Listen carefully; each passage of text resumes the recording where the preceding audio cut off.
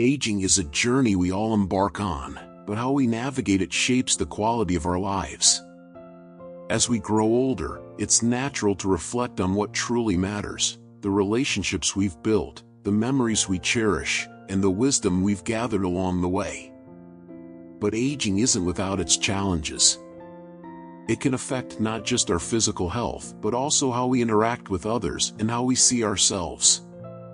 The good news is, while we can't stop time, we do have control over how we carry ourselves, how we nurture our connections, and how we approach this phase of life with grace and confidence.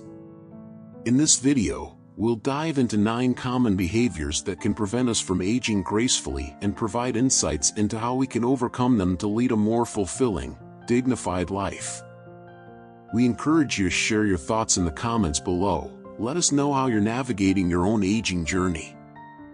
If you found this video helpful, give it a thumbs up, share it with those who may benefit, and be sure to subscribe to our channel for more valuable content on living a meaningful life at every stage.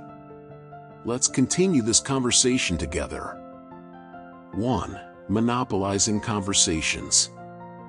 As we grow older, something beautiful happens. We gather a treasure trove of experiences, stories, and life lessons. Our journey through the years gives us so much to share. We've lived through pivotal moments, witnessed changes in the world, and learned from our successes and mistakes. And naturally, we want to pass this wisdom on. It's easy to think that because we've lived more, our stories carry more weight, more importance. But here's the thing, sometimes, in our eagerness to share, we can forget to listen. We've all been there, a family gathering, a casual chat with friends, or even a conversation with someone much younger. We hear a topic come up, and it sparks a memory or lesson from our own lives. The urge to jump in and tell our story is strong, but what we may not realize is that we could be taking over the conversation. Without meaning to, we might dominate the discussion, leaving little room for others to share their thoughts or experiences. This can unintentionally push people away, making them feel unheard or overshadowed. Think for a moment about the younger generation. They are full of energy, ideas, and fresh perspectives. When they talk, it's not just about what they're saying, it's about how we respond. If they feel their voices are constantly drowned out by our stories, they may start to feel disconnected or frustrated. Our well-intentioned sharing can sometimes come across as self-focused, even if that's the furthest thing from our mind. Imagine yourself at a gathering, a recent event being discussed. You've been through something similar in the past, and the urge to share is bubbling up. But before we dive in, let's pause. Is what we're about to say going to add to the conversation, or will it shift the attention back to us? There's a quiet power in listening. Giving space for others to express themselves, especially those who are younger, creates a sense of respect and connection. When we listen, we tell others that their voices matter, and that builds stronger relationships. Here's something practical we can do. The next time we're in a conversation, let's be mindful of how much we contribute. After sharing one story or thought, take a step back. Ask others what they think. Use phrases like, "What's your take on that?" or "I'm curious to hear your perspective." These simple gestures not only invite others to join in, but they also show that we truly value their input. It's about creating a dialogue, not a monologue. There's a deeper lesson here, one that speaks to the heart of wisdom. As we age, it's not just about what we say, it's about how we listen. Listening more than we speak can be a sign of maturity and understanding. It shows that we're patient, humble, and genuinely interested in those around us. Our goal should be to contribute thoughtfully to conversations, not to dominate them. When we focus on listening as much as we speak, we enrich the dialogue and make space for others to shine. Let's embrace the role of a listener just as much as a storyteller. It's in that balance that we find true connection, respect, and wisdom. 2. Excessive bragging. Have you ever been in a conversation where someone keeps talking about their successes, their achievements, or their family's accomplishments? Maybe it's subtle, or maybe it's more obvious, but after a while, it starts to feel like every discussion circles back to their personal victories. Now, let's be honest, there's nothing wrong with being proud of the things we've worked hard for. We all want to celebrate our milestones, the successes of our children or grandchildren, or the comfort we've built over time. But have you ever thought about how that kind of conversation might come across to the people around us? As we get older, it's easy to fall into the habit of sharing stories that highlight our achievements. It's natural. But sometimes, without even realizing it, that sharing can slip into excessive bragging. It's a fine line, but it's an important one to be mindful of. You see, constantly talking about what we've accomplished, how successful our family is, or how well we're doing compared to others can create distance between us and the people we're speaking to.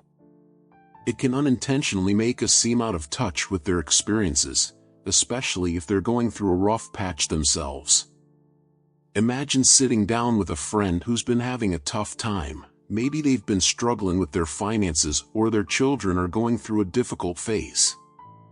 In that moment, if we're constantly bringing up how successful our own kids are or how comfortable we are financially, it can make them feel isolated. Not because we mean to, but because those comparisons can sting. What might feel like a moment of pride for us could be a reminder of what they don't have or are struggling to achieve. This doesn't mean we should stop being proud of our accomplishments. Far from it. But it does mean we need to be thoughtful about how we share them. There's a real art to balancing pride with humility, and it starts with being aware of the people we're speaking to. Maybe instead of always highlighting what we've done or what we've achieved, we could shift the conversation toward the lessons we've learned along the way. For instance, rather than saying, "My children are incredibly successful," we might say, "Being a parent has taught me so much about patience and the importance of support." That simple shift in focus changes the dynamic entirely. Instead of shining the spotlight solely on our achievements, we open up the conversation in a way that invites others to reflect on their own experiences. When we do that, we make space for real connection. We allow others to share their own stories without feeling overshadowed by our accomplishments. We stop the conversation from becoming a comparison and instead turn it into a moment of shared reflection, of mutual understanding. And isn't that what we're all really looking for in our relationships? Connection, empathy, understanding. People who are genuinely secure in their achievements don't need to talk about them all the time. They don't feel the need to constantly remind others of their success. Why? Because their actions, their character, and the way they carry themselves speak volumes. There's a quiet confidence in people who are truly content with their lives.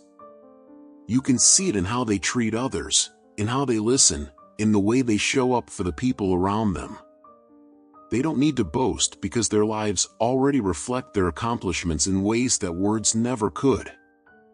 We begin to realize that the things we once felt compelled to prove to others, our success, our status, matter less and less.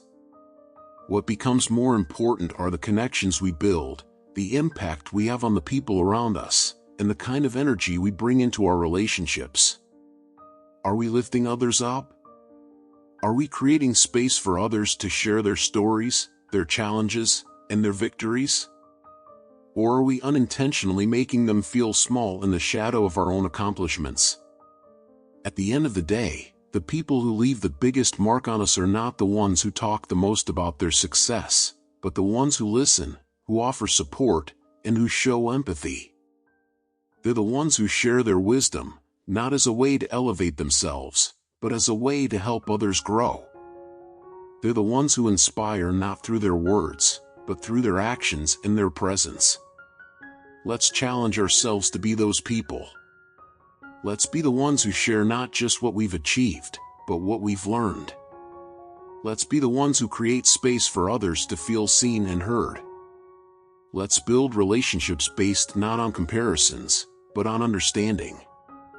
Because in the end, it's not the stories of our success that define us, it's the connections we make, the kindness we show, and the way we make others feel when they're in our presence.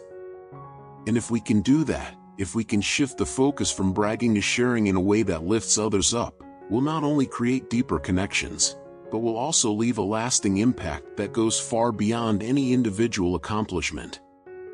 That's the kind of legacy worth building. 3. Judging people based on first impressions. One thing we might not notice right away is how our perception of others can become increasingly rigid. The comfort of our own experiences and knowledge, built up over the years, can lead us to believe we have the ability to quickly understand someone at a glance. Yet, when we judge people based on first impressions, we often miss out on the richness of who they really are. What we think we know about someone after a brief encounter can blind us to their complexities, to the layers of their character, and to the possibilities for meaningful connections. We all know how easy it is to size someone up based on their appearance, their age, or even their political stance. In a world where we're constantly bombarded with information, we tend to filter it through the lens of what's familiar. But what if those quick judgments are actually holding us back? What if they're limiting not just our understanding of others, but the potential depth of our relationships? Take a moment and think of a time when someone misjudged us. Maybe they assumed something about us because of how we looked, or perhaps they misunderstood our intentions. How did that feel? Uncomfortable? Unfair? Now imagine how often we might be doing the same to others, even without realizing it.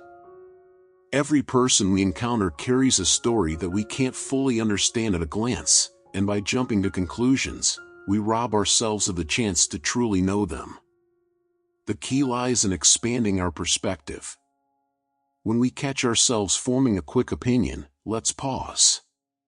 Let's remind ourselves that every individual is much more than the surface reveals.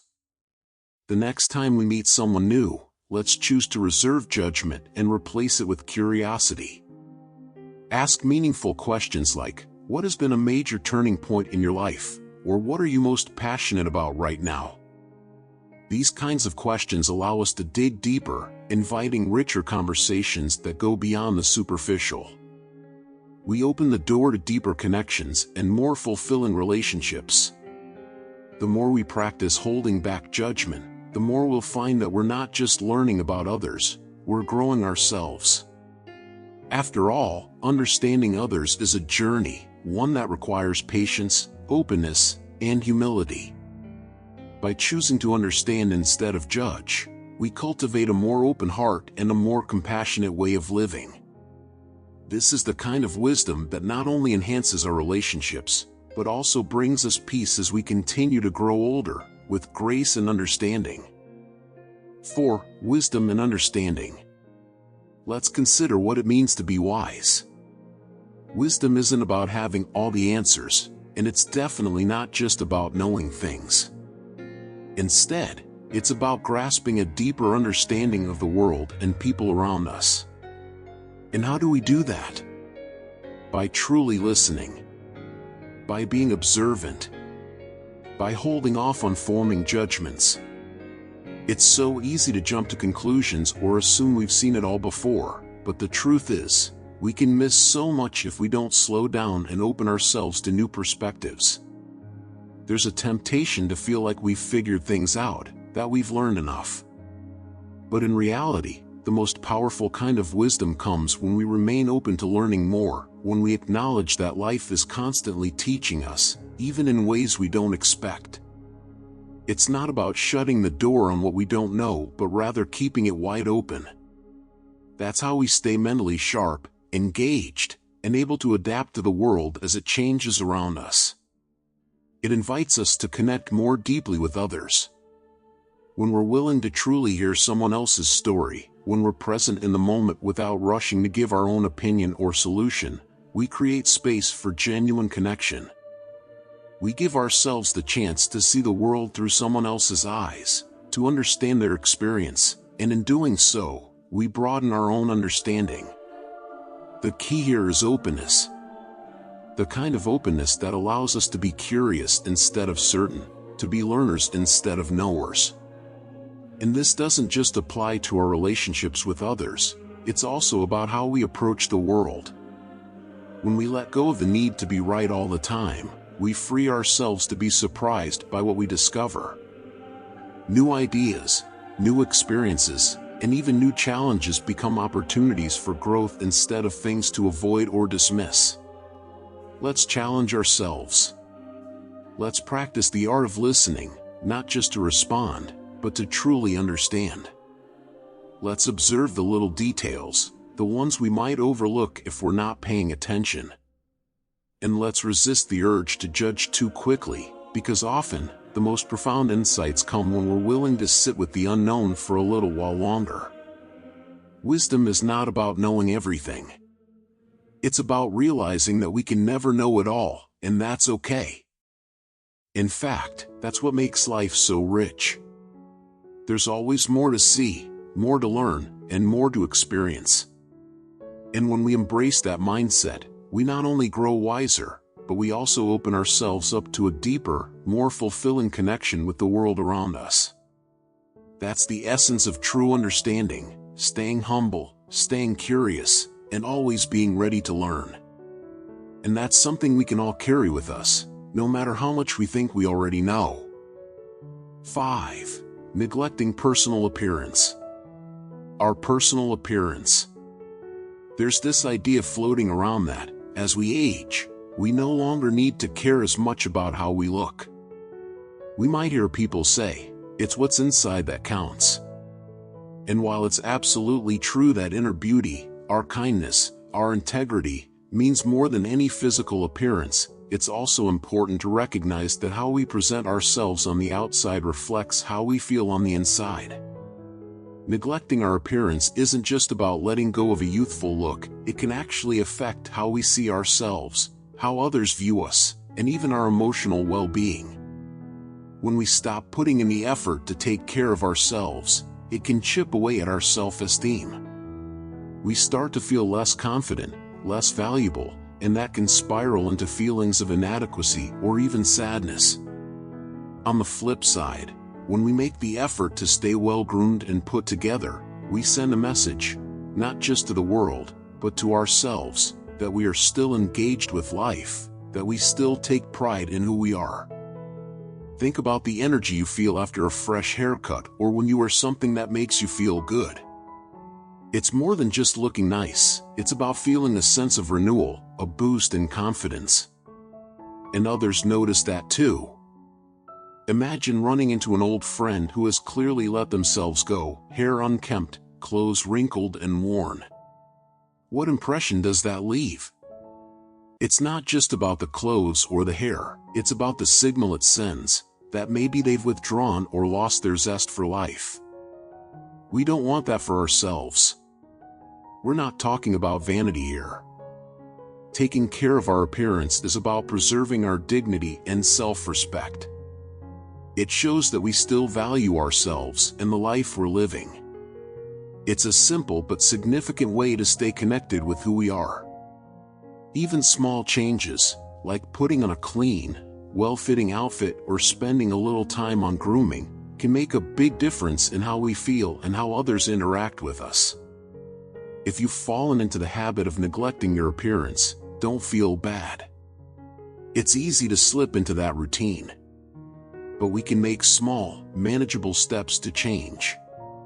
Maybe it's time for a haircut, or maybe it's as simple as finding a piece of clothing that makes you feel good when you wear it.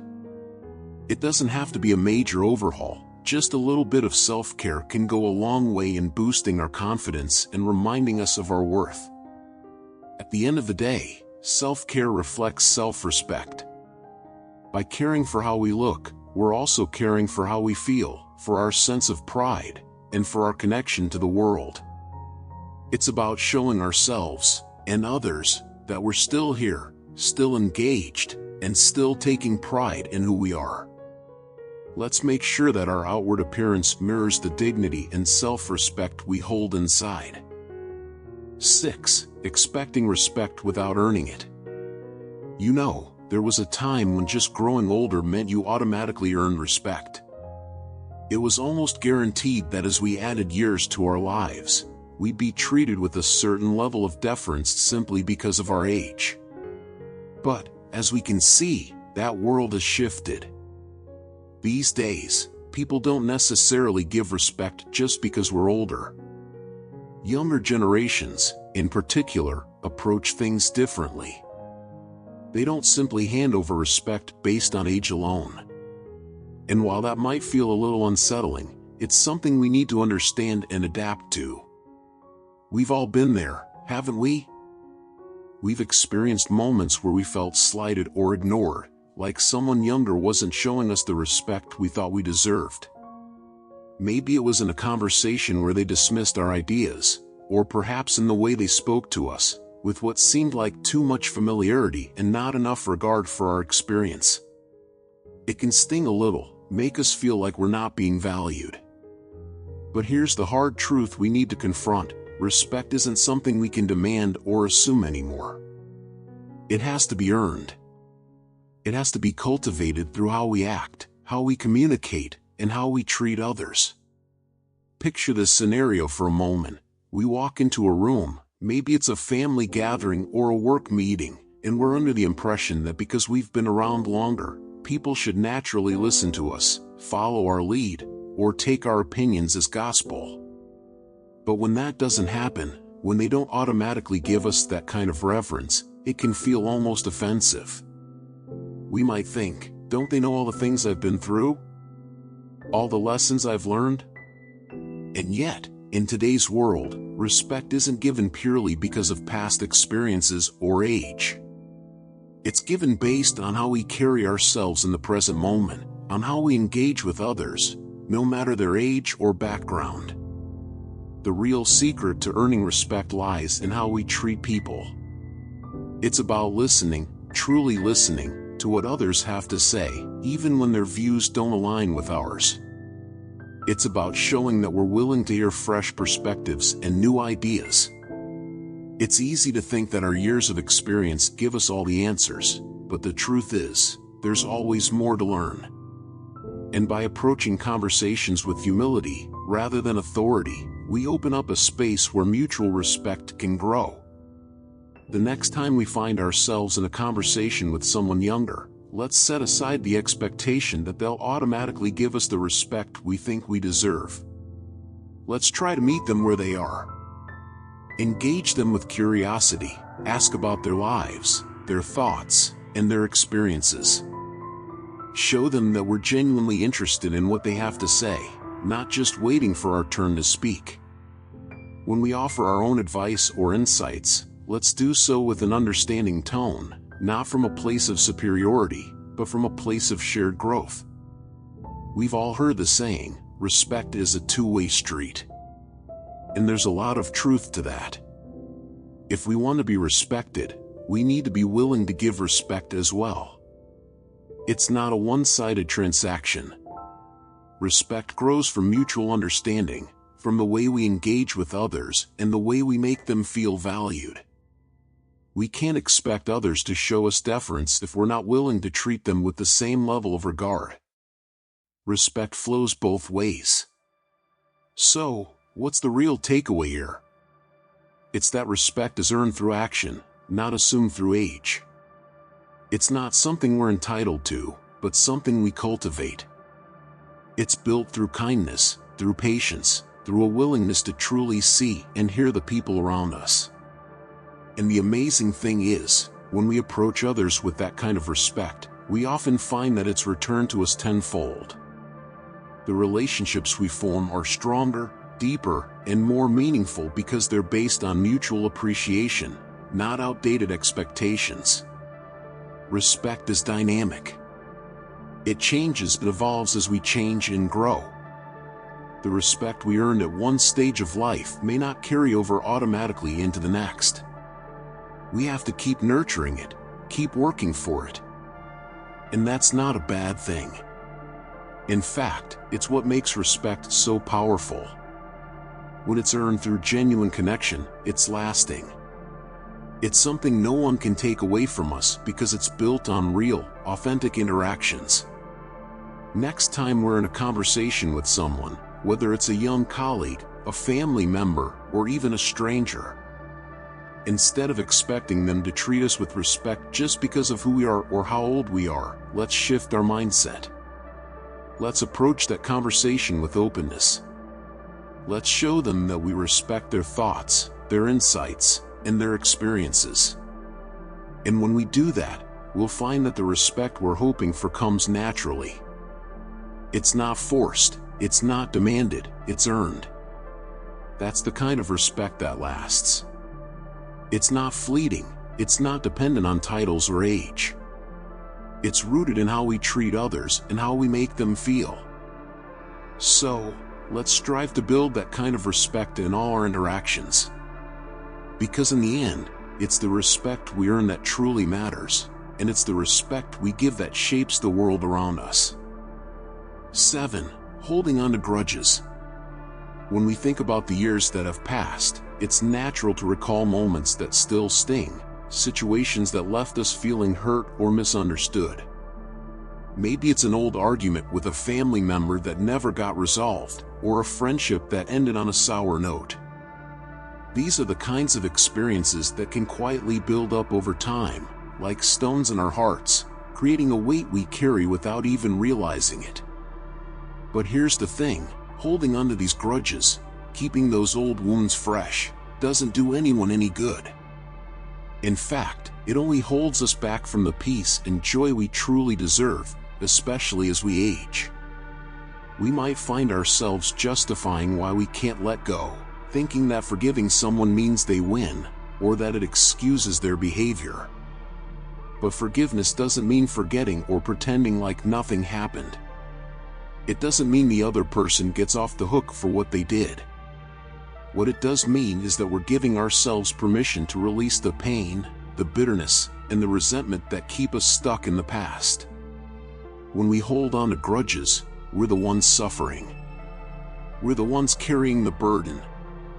And in doing so, we deny ourselves the chance to move forward into a lighter, more peaceful existence.